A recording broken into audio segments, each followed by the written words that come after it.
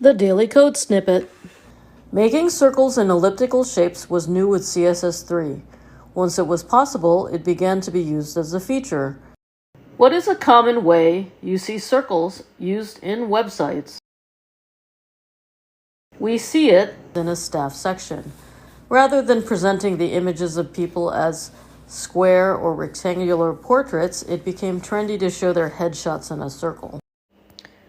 What property do you use to execute this? Border radius property. We created a sample page and blocked out a section for staff. In that section, the HTML shows several image elements. We are drawing in the same silhouette image into each of our circles for demonstration purposes. For the CSS, we can target the image elements in section 5 using its ID attribute. Hashtag section 5 image. Each shape has the same width and height to make a square. The border radius is set to the same height to make a circle. We use a float to make the images sit side by side into 2 rows at this browser width.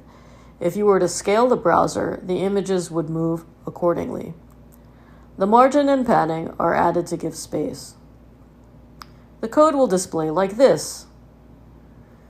So now you too can incorporate this into your websites.